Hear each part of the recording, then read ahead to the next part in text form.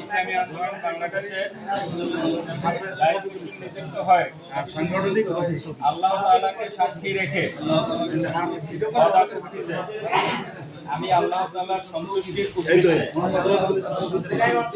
আন্দোলনের সম্প্রসারণ, মজবুতি অর্জন ও মূল লক্ষ্য হাসিলের সর্বোত্তম চেষ্টা চালাবো।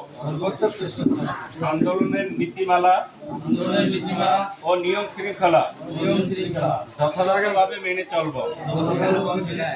আমার উপর অর্পিত দায়িত্ব ও আমানত যথাযথভাবে পালন করব।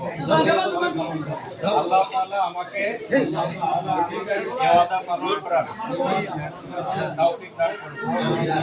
আমিন।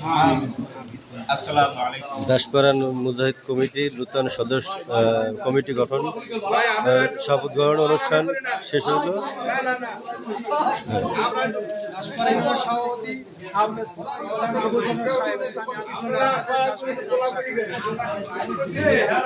আচ্ছা, নূতন কমিটি গঠন হয়েছে, আমি আর খুশি।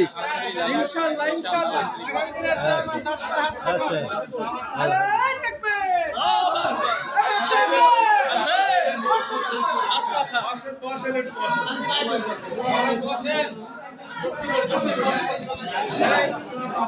আমার পারবে না, আমি তাই না। কমিটি গঠন হয়েছে, আলহামদুলিল্লাহ।